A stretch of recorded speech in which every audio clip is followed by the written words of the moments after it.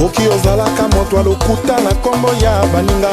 na rapport à mabe epai ya chef pona baninga bakoya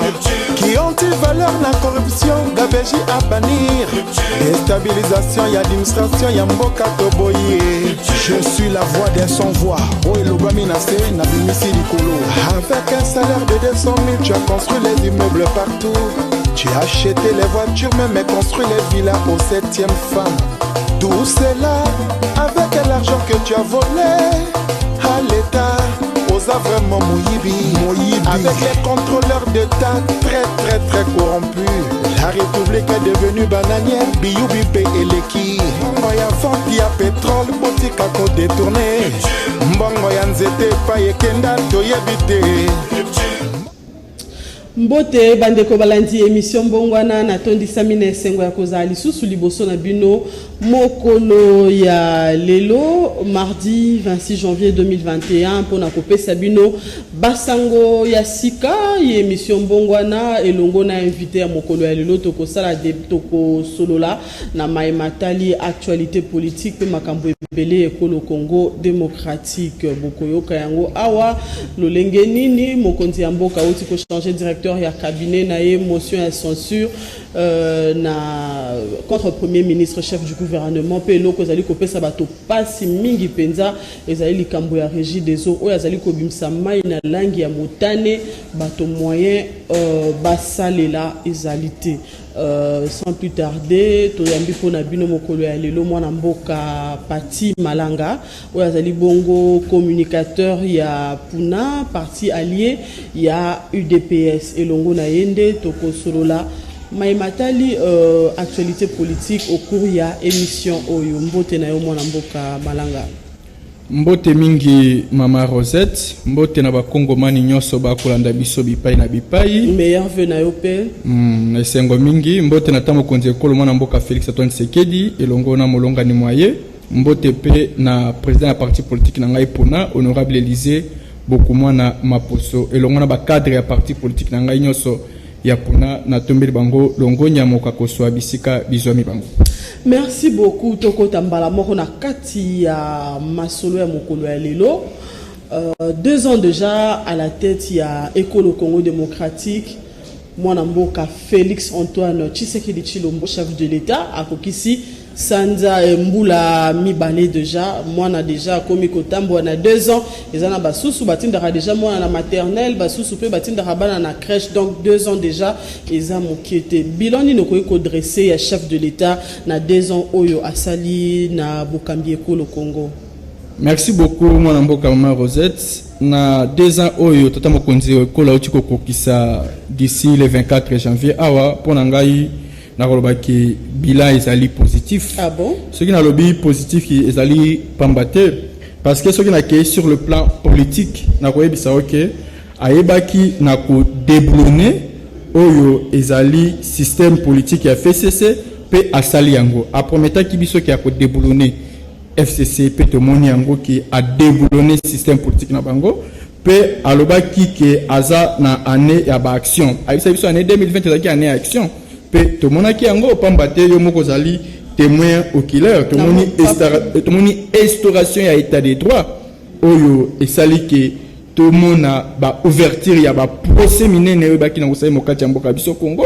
oyo esalaki ke même moko ya ba proche collaborateur na yelo kola directeur ya cabinet ya ye ayebana koingelo mokati ya boloko elongo na ba cadre misusu ya minene ya mboka oyo entre autres bomonaki DG ya RVA ingelo kati ya boloko bomonaki pe moko oyo azalaki ko assumer responsabilité na niveau ya Transco ba ingela ko kati ya boloko elongo na baike mususu ezali déjà un acquis pour na biso to monaki ouverture ya maison Schengen to monaki ba relation bilatérale collatérale entre RDC na ba mboka ya bapaya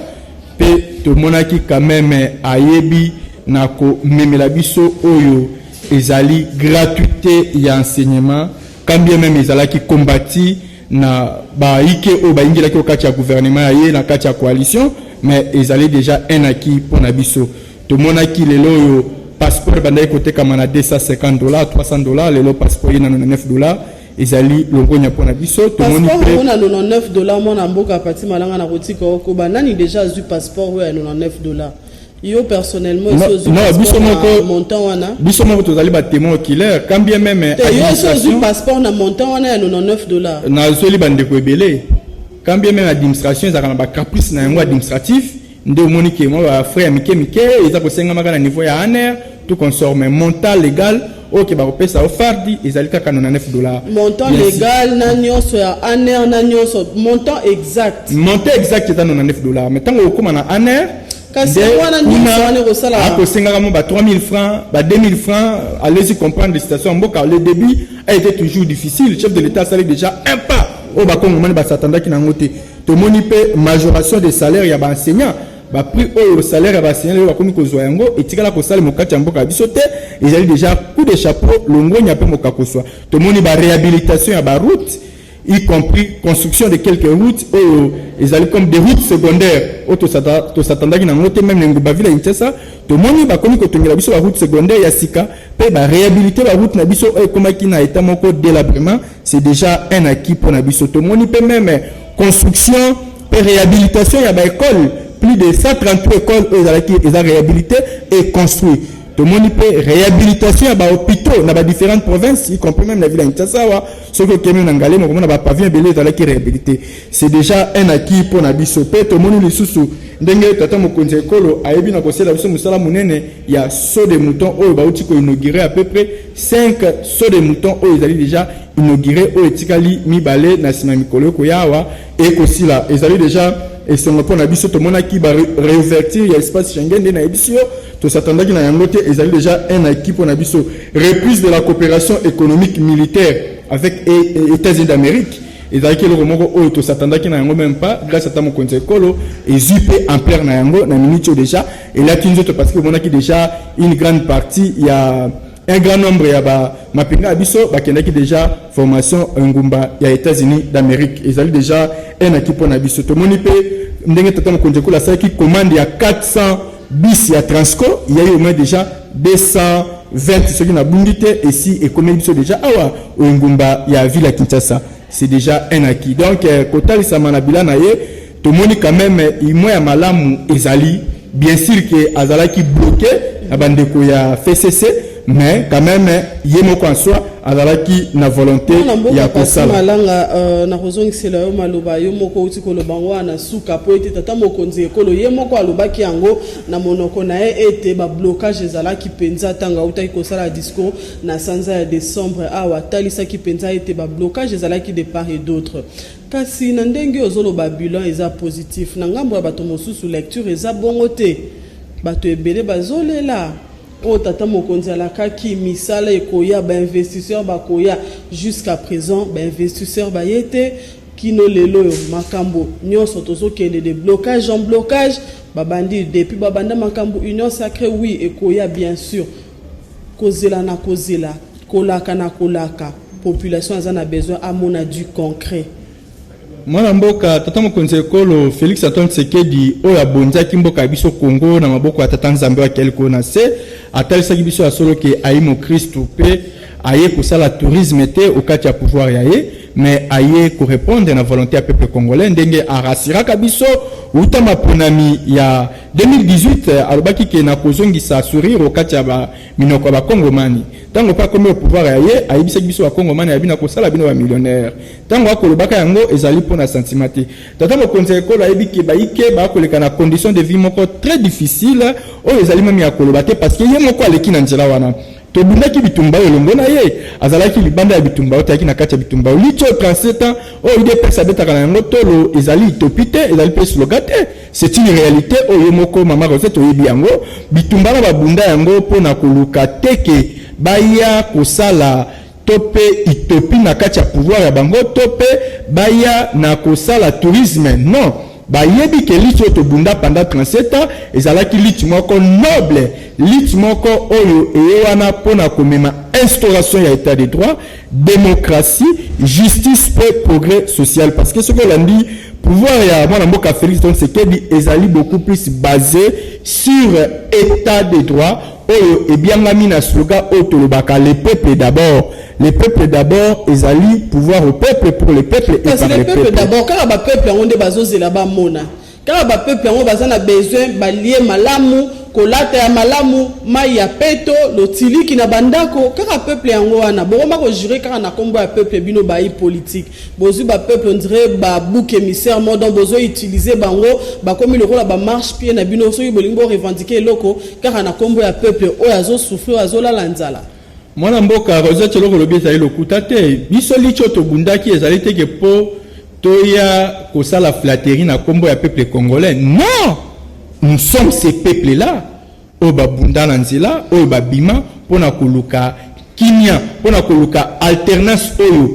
elata nzoto lelo lati nzoto ezali hasard te ezali facilité tata mokonzi ekolo azu pouvoir na ba condition moko oyo boyebi ezali un peu difficile dans le sens que tobimaki minoritaire na niveau parlement pe esalaki ke bandeko FCC baza la majorité toya kosangana bango mpona kosala oyo babengi coalition oyo esangisaki biso FCC cash oyo bato babaki ezali coalition moko contre nati ya solo parce que tant mokonzi ekolo alakisaki volonté wana etaki mo Kristo moto na bolingo moto na souci ya bolingo mboka ya Congo andimi toke na coalition mais tala bidongolo miso mitema likundu balini ya Congo ba hypocrite ba scribe ba pharisien pe ba sadducéen o ba mibengaka ke bazali ba Congomani njoka nde bazali ba nationalité douteuse ba yaki na biso na nzela coalition croyant que ba ko changer ba kubonga la mitema batambola selon volonté ya ba Congomani njoka nde bango bazali kaka na mitema likumbwa bango babomba kala ya kolakisa ki mitema mabe pona koluka moye ya kokunda moko ya vision ta mokonzi ekolo azalaki na yango nde peuple congolais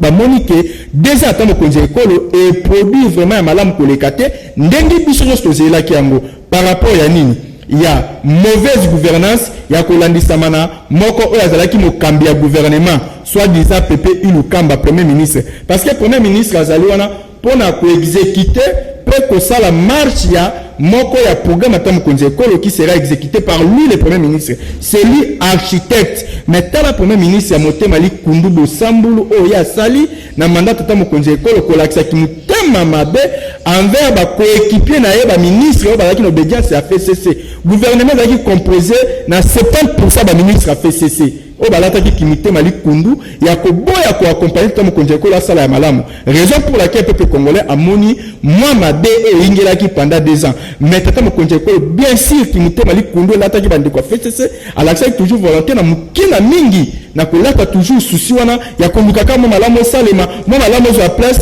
malgré azalaki kombati mais lokola azalaki ya nzambe tala lelo abimisi biso na libwaku pe na libulu ya somo ya baini ya Congo ba imposteur ba prédateur oyo ba yebaki na ko zinga Congo pe ko zingisa ngo kati ya libulu dira tout au long ya liste bango babunda na mboka oyo ko yala bango ya kimutema likundu ko banda 97 kino 2018 nde to ko komi to ko zala libéré à travers moi na mboka Félix Antoine Tshisekedi na mboka Pati Malanga toko ba chef de l'État Félix Antoine Tshisekedi a outi ko nommé mwana mboka Guylaine Nyembo lokola directeur ya cabinet na ye lecture na yo par rapport na yango. Oui, na tondi d'abord na SAIP Sengo na pesi lisusu longonya na mwana mboka directeur ya cabinet Guylaine Nyembo oyo mwana mboka tata mokonzi ekolo Félix Antoine Tshisekedi Tshilombo oyo azali magistrat suprême commandant des forces armées de la police et de l'armée de la République oyo azali citoyen numéro 1 mboka biso Congo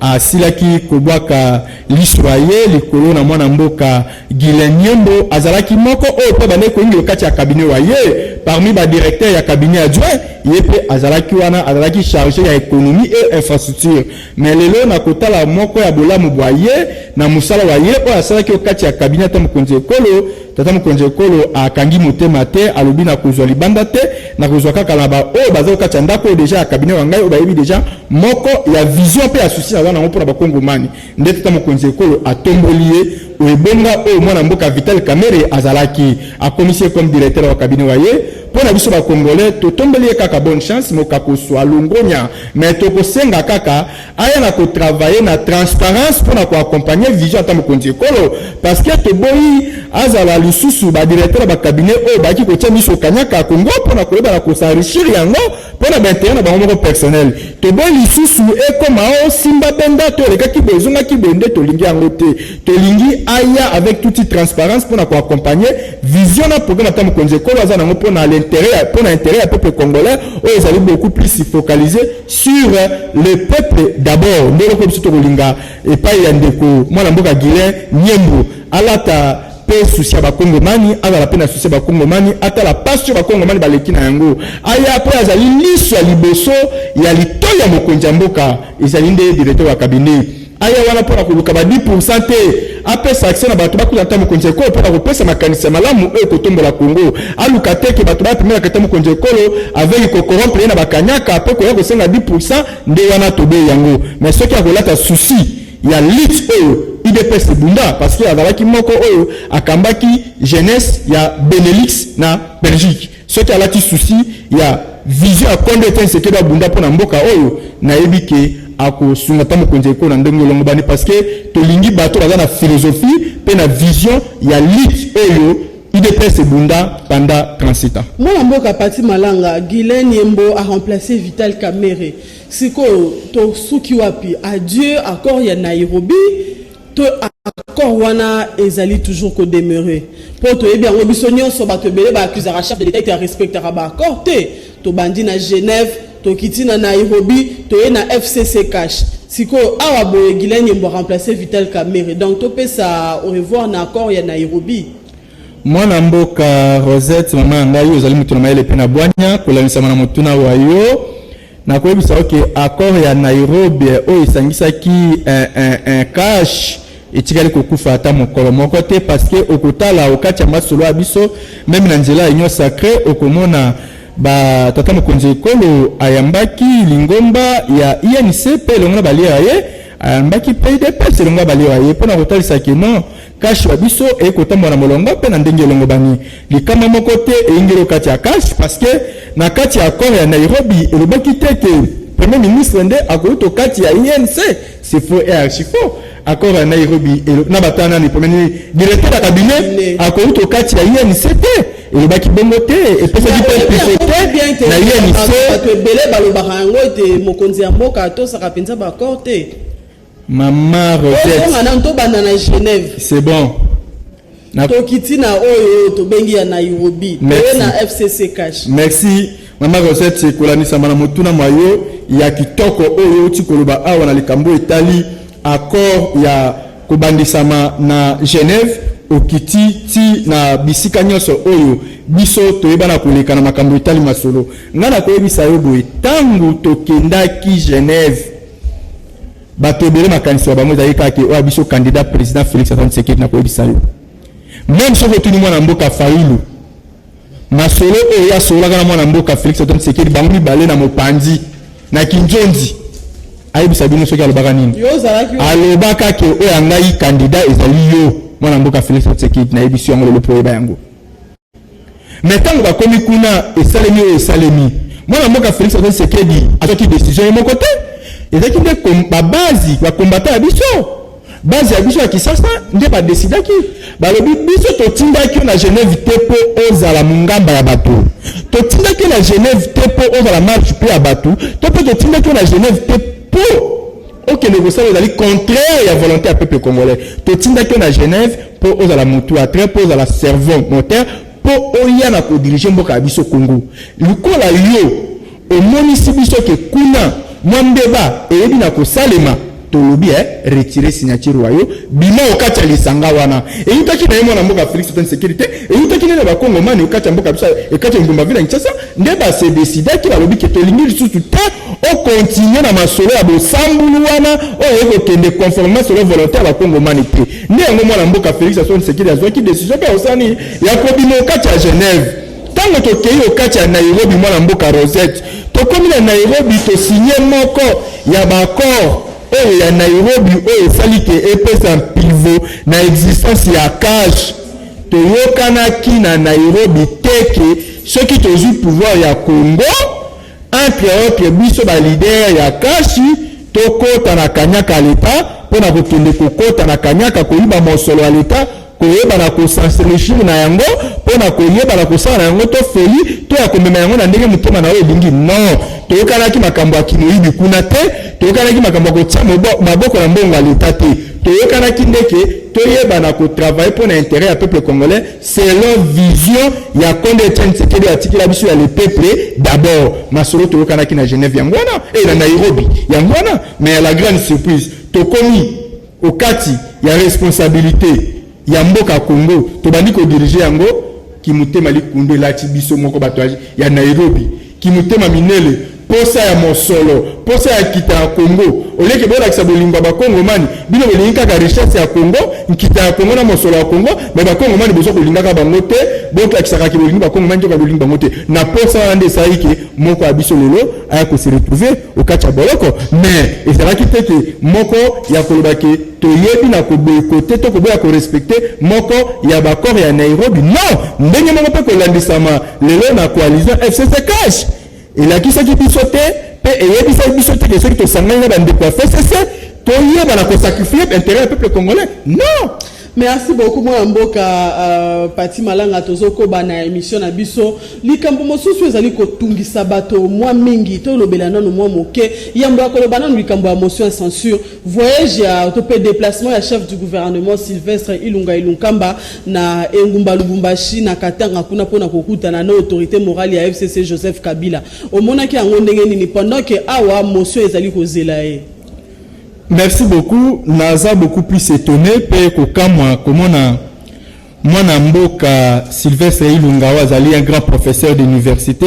talandenge a commis lelo dépouillé à cause de la famille politique waye pona koyeba na ko zala au service ya ba individu non au service de la nation. Yo ba interpellé au niveau du parlement pour oya ko répondre yo lobi okena ko répondre à l'invitation à l'autorité morale. Allez-y comprendre pour na kotali sa OK bakambi mboka Congo ebele oyo bazalaki nde au service ya individu non au service de la nation parce que kolandisa mana musala munene o tata o pepe lukamba bazalaki nango kati mboka biso akokaki ko se comporter na motindo wana te et nous avons vite compris que non ils étaient au service de l'individu non au service de la nation yango de munga mbo sambulu asali ya kokende mbangu o kati ya Katanga mais sali biso ma passe na mawa parce que to s'attendaki na yango même pas peut-être yebi que non procédure ba parlementaire ba biso bazuli ko na ye ezali procédure moko valable et normal parce que ba kei en dehors ya mobeko de constitution mais ndenge lo wana procédure ba to ebele accusant de violation yemoko notamment Sylvestre Ilunga Ilunkamba lobaki ete bureau d'âge bazali na compétence wana te ya ko convoquer to pe ya ko organiser likambo wana ti e comme na motion de censure la le lenge ba député ba voter mais monite que nanga mosusu pe ba yi assemblée nationale ba député na biso ba ti un peu ndenge ba lobaka na lopoto la charrue avant le bœuf.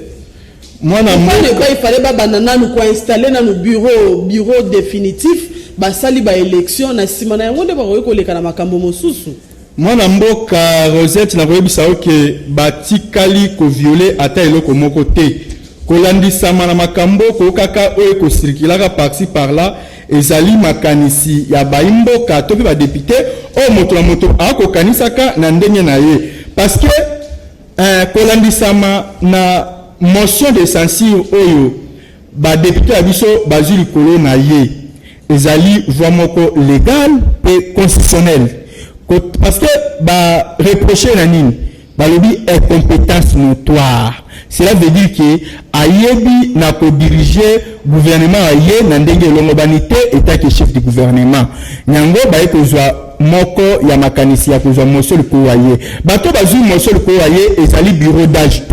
et inde ba député ba kelmi beko ba parlementaire o ba ko siéger au kati assemblée nationale ezali nde plénière mutu bazui le devant ya ko ba keno biso ba député vi bo sambulu o to moni au kati ya mwana mboka EPP Lukamba nde toyebi na kozwa motion ko na ye par rapport ya kisaso ba kise po na ye et compétence notoire ni ya za sasi ya ko répondre et pas ya ba député wana nde ba kamba mina bureau d'âge mais ce n'est pas bureau d'âge entre les marteaux et l'enclume dans l'Assemblée nationale mais il y a zali sasi ko répondre parce que ce que bon ko répondre mais to lande bazo signaler biso absence ya plénière ici et bandi pour ba examiner motion de censure wana Ilunga Ilunkamba za absent na plénière ayete mais ezali ndeli kamba soni yango ko sala biso comment on a que non Pepe Lukamba ba bengi au kati ya parlement au kati ya ndaku ya mikili mibeko ye aboyi koya en guise de quoi par rapport à nini wana bureau wana ezali incompétent ezali incompétence na yoko nini bureau wana ezali ko assumer ba faire courante ezali ko sala o babengaka yango babengaka yango ba procédure o même bande ko biso ba utilisaka wana que continuité ya affaire de l'état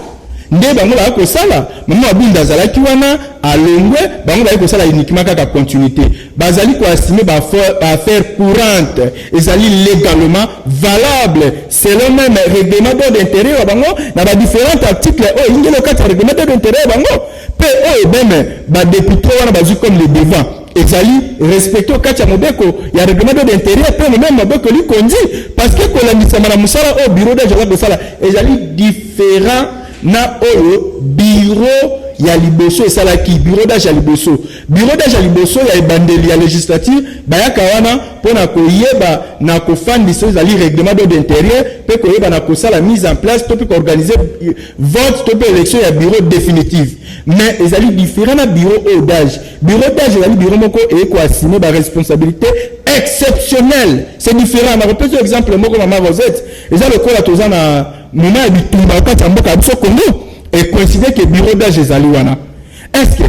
pour que ba député ba ko intervenir état d'urgence ba ko zela kaka bureau définitif ya pour que ba tbase na kokufa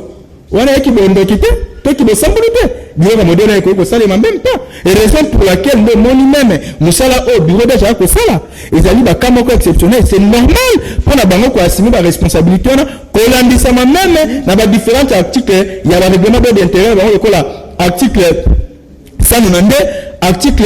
197, article 198, alinéa 4. Tope alinéa 3, ezali moko, ya biloko yo, etalisi moko ya bozindo pe ya bolai, ya responsabilité o ingeli, au kati ya bureau d'âge ko sala yango, ezali pe normal. Tolandi yango totali siko awako ye chef du gouvernement Sylvestre Ilunga Ilunkamba a se présenté na plénière oyo esengela ki basala examen ya motion à censure en tant que politique lobby na ye ko zala ndenge nini Maman Rosette na uti ko tangela yo sika ba misusu ba ko comprendre même pas ce que tali même na alinéa comment dirais-je na article 198 alinéa 4 règlement intérieur et lobby nini au cours de la séance convoquée à cet effet aucun nouveau débat n'est ouvert. L'Assemblée plénière procède directement au vote. Donc c'est normal. Sauf que même dans l'article 198 alinéa 3, si l'interpellation donnée liée, selon le cas, à une motion de censure signée par un quart des membres de l'Assemblée nationale, soit 125,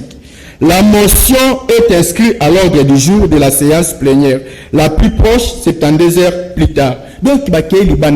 moi, Namboka Pepe Ilukamba. Ndenge azali wana il faut ayeba kozala soumise parce que il faut ayeba que premier ministre a se présenter et pas y a ba bureau d'âge non mais na plénière mikola ya boko se présenter na plénière ayeba que akokwea na etumbo babengaka outrage au parlement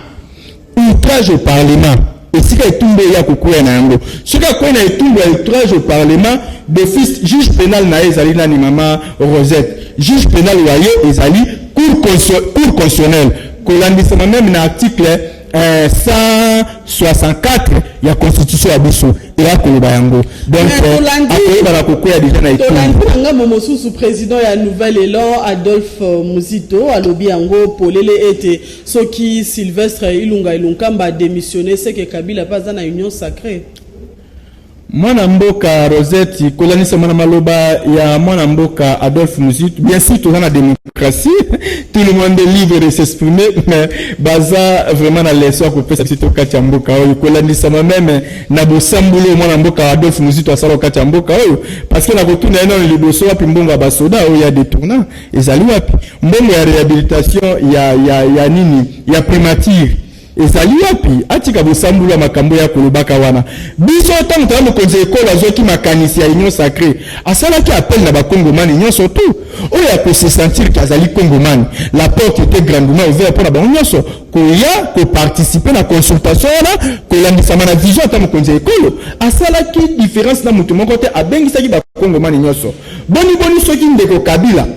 à se sentir que non, après la mokonzi ekolo, et ça pour l'intérêt de Congomani aya, où était le mal. Mais yemoko le col a ju makanisi wana ya koyate, toko forcer la makasite, mais pour l'ensemble de Congomani nyonso ba yé, nanzelo union sacrée, ba yé ko adhérer na vision tout à mokonzi ekolo. Vision eux ils beaucoup plus basée sur des principes et des valeurs fondamentales de la République. Selon vision à mokonzi ekolo. Mais ba bolbate que ceux qui moi la mboka Pepe Lukamba akoinde wana kolakisa ke non bango nyonso bazali moko oyo ba koingila okati ya makanisi ya mwana mboka Kabila mais c'est faux et archi faux parce que bango misusu bazali wana okati ya lamuka wa bango kolandisa mana ye moko ndeko Fayulu na ye muzitu bango misusu balobaka ke mukolo oyo tata mokonzi ekolo mwana mboka Félix Antoine Tshisekedi akokabwana na ndeko Kabila nde bango bakoya ko atteindre la main pona koyeba na ko accompagner bango le tout mokonzi ekolo asali yango bakomi susu koboya koya allez-y comprendre bakomi ko bimisa ba modèle wana Maman Rosette nga na confiance à la politicien congolaise na ebi nos politiciens comment ils se comportent la majorité ce sont les hypocrites les scribes les pharisiens les sadducéens les politiciens congolais yo moko za na kati politique congolaise mais bien sûr na na kati politique congolais mais na une politique ya changement na une politique ya koyeba na ko se servir non mais à servir au service du peuple congolais. Na comprendre que oui, tant la bande politique au Kachamboka Abisso Congo, qui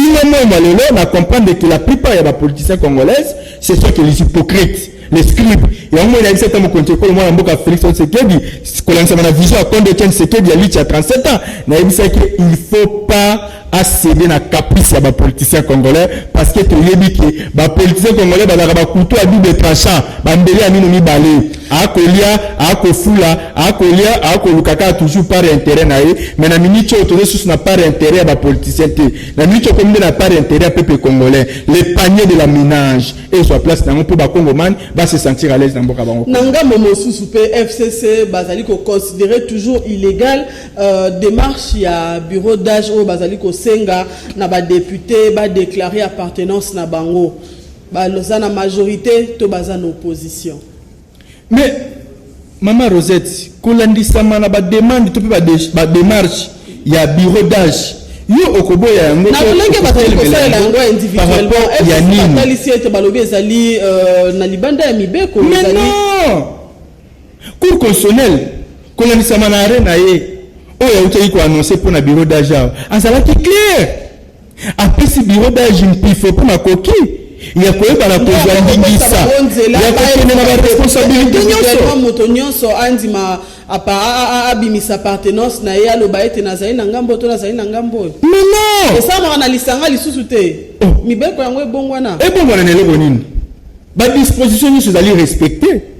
c'est la constitution c'est le règlement d'ordre. Mais est-ce que appartenance na opposition to na majorité et ça le makana lisanga te mais maman Rosette vous devez savoir que na minute yo il y a une bascule ya majorité bascule salemi bureau d'âge ko kuta bascule ya majorité est chargée quand et ça le sous na quand eux ils alla quitter tant que vous constater yango boza censé ko sala nini boza censé ya ko procéder na détectage na kokende na kosala détectage ko détecter kokende na kokumbola pona ko manyola pona ko yeba si réellement bascule yango salemi ezali ya bosolo bia lokuta si réellement bandeko oyo mususu ba yingele okati ya union sacrée ba yi motu ya boni to pe bandeko oyo ba rejoindre l'opposition pe batikali motu ya boni bon est-ce soki osali étude wana te okoyeba ndenge nini si réellement majorité oyo baza koyebisa biso ki eza bascule bino bolingi ko basala yango te totika la modèle wana mais makambo ko tamolo na mo yango individuellement te à ce que je sache les analysanga mais il y a eu des procédures ndenge bazo senga bango balobino il faut moto na moto a déclarer appartenance na individuellement mais ba sengi na bango yango c'est normal par rapport à ba document pesi bango ceux qui ba ko sala yango par appartenance à bango Bake na yango, mais faut que le mandat de député est impératif. Le mandat de député est impératif. C'est individuel, c'est normal. Parce que il faut qu'il y ait des députés non inscrits.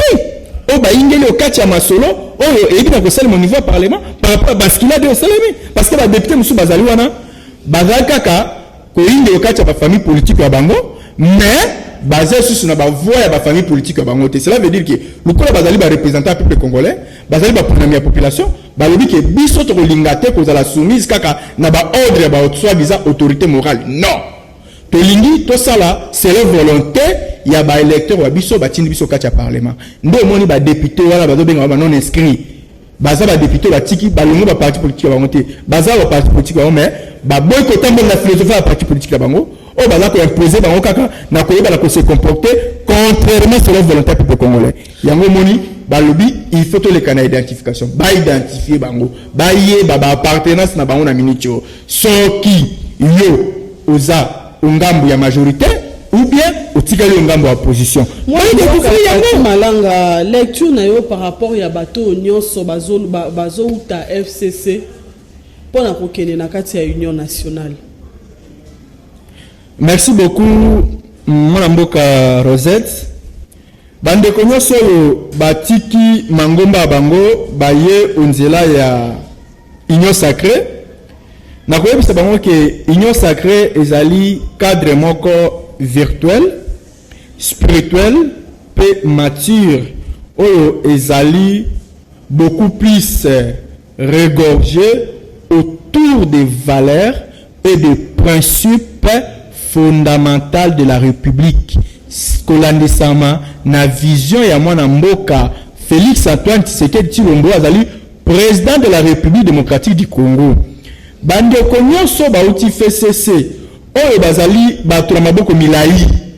batu na kanyaka bayebake na Union sacrée musala wana ezali susute biso toza ko soutenir blanchisserie te na Union sacrée bino batu na blanchisserie nyonso boye nzela Union sacrée boyebake bozande na problème sérieux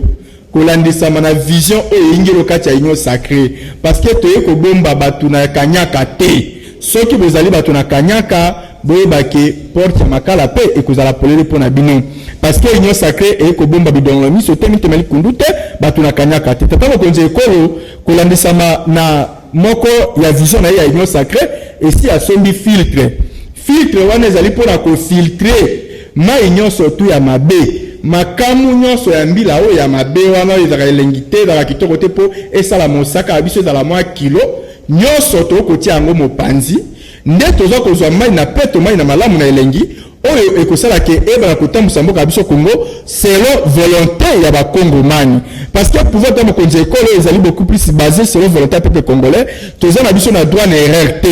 soki bande ko la FCC oyo bazalaki beaucoup plus basé sur lisanga la bato lokuta na bato na kimoyibi na bato na kibondoki oyo bazalaki na association de malfaiteurs bomoko oyo bango baliki ba ndimi ko bongwana bandimi ko se repartir bandimi ko koma bikilamo ya sika ba ye okati ya Union sacrée to ko senga la bango ba ya kotambola selon vision ya tata mokonzi ekolo parce que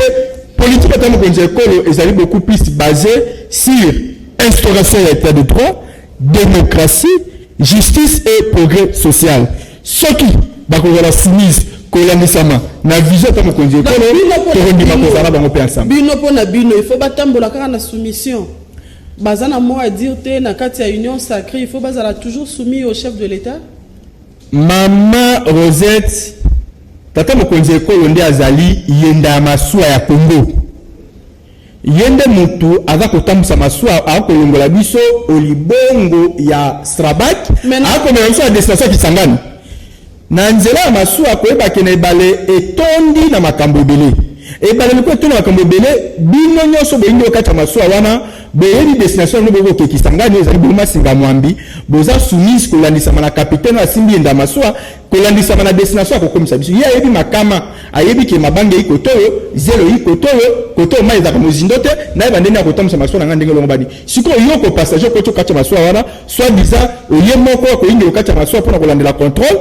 on dit que non, il faut na imposer on a makanisi. Makanisi ni no composer parce que oyebi bale yango ndenge ekotambola te po moto ba ndeko commandant maswa ndenge mtabi bale malamu. Tata mo konza ekolo o asimi vision union sacré. Yende ayebi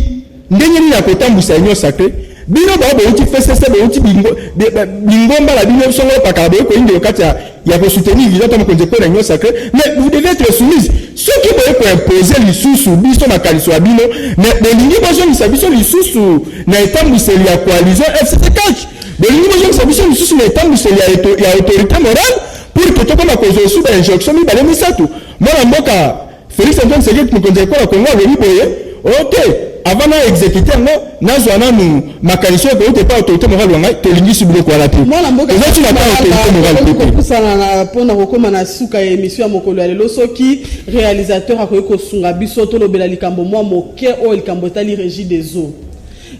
eaux ekomi kopesa bato pasi mikolo na mikolo mai ekoma kobima na langi ya motane na barobine okotala mai ndakisa wana na bilili na ntongo ya lelo batindeli biso bilili na mbongo na babi mama Rosette mekana nukolobela biso likambo oyo botala langi oyo mai ezobima na robine on dirait eza mai euti na kalamu batieli bato mbala moko ki ebongo bato bamelaka mai ya robine mwana mboka pati malanga mai ya boye ata na kosoka yango nzoto kotala bozobanga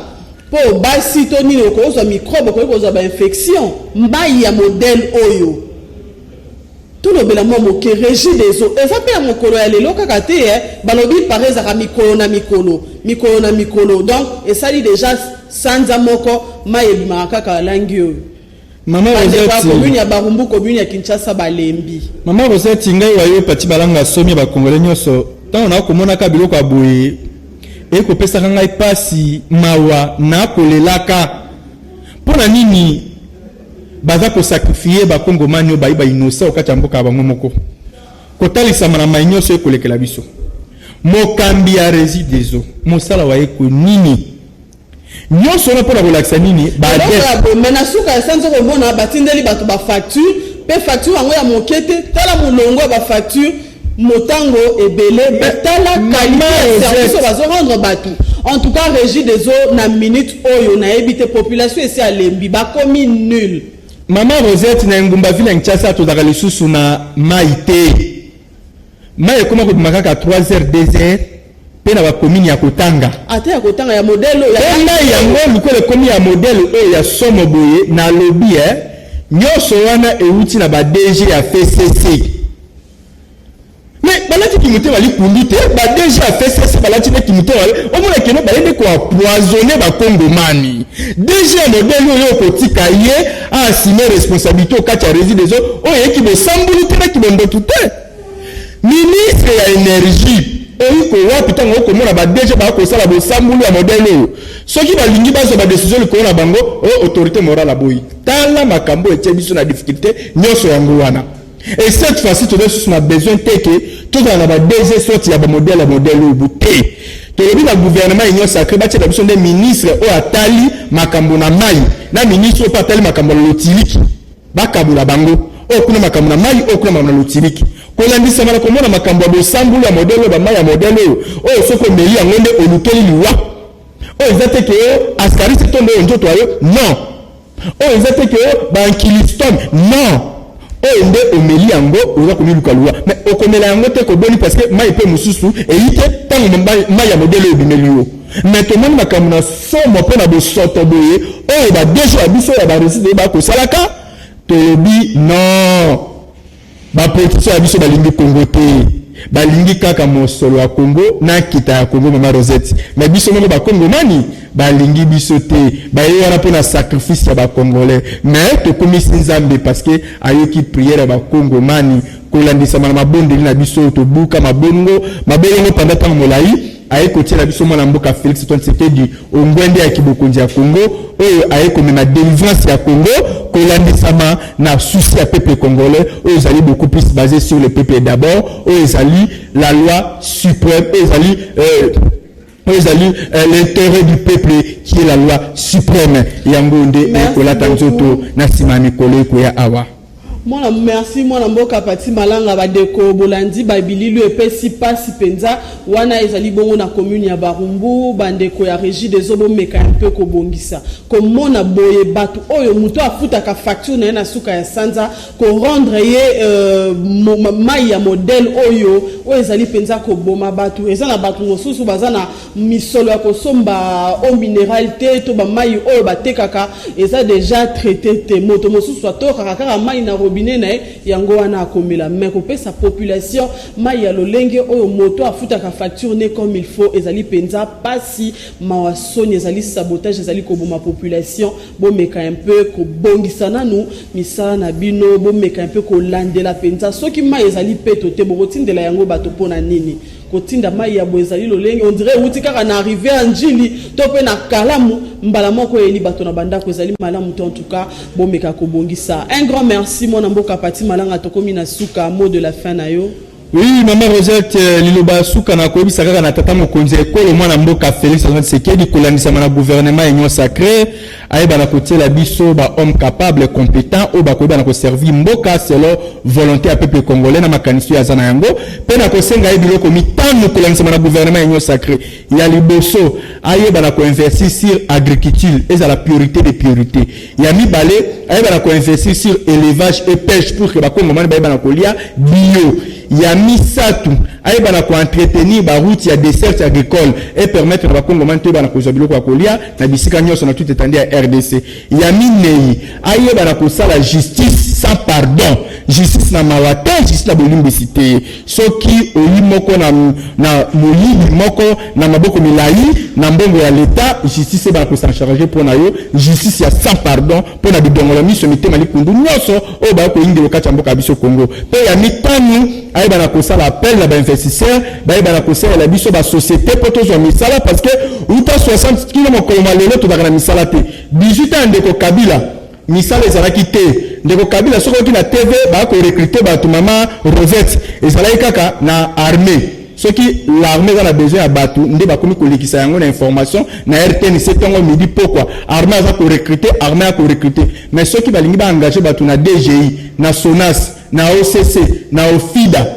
na DGRAD okomona ka ba ko sala kango en coulisses ko benga ka bana banoko batata mwasi ba mamali ba makulutu baona bango ka bandeko bango pasi wana to lingezo ngai soutien na régime tamu konje kolo mwana Mboka Félix Tshisekedi mwana Mboka Félix Tshisekedi yaka ko répondre na aux ali besoin à peuple congolais pour que ba se sentir à l'aise na mata moke yotika ina yango. Bandeko Balandi, un grand merci na bino to rappeler te to yambaki po na bino mona Mboka Pati Malanga wazali bongo communicateur ya Puna parti allié ya UDPS. Un grand merci na équipe technique basungi biso Maika Mwaka na réalisation. Merci na ve ambata Rodi Loadio Giputu sous les mboyo Ivelwa alors un grand merci na bino nyonso ba Bolandi biso uta Congo Brazzaville émission oyo bozo yango na YouTube ya Canal King Télévision en rediffusion mokolo ya lobby na bangonga ya 11h30 botikala toujours branché na Canal King Télévision Télé Vérité. Les voitures même construit les villas au 7e femme. Tout cela avec l'argent que tu as volé à l'État. Osa vraiment Moyibi. Avec les contrôleurs d'État très corrompus. La République est devenue bananière, Biyubi et Leki. Mbongo ya vente ya pétrole, botika ko détourné.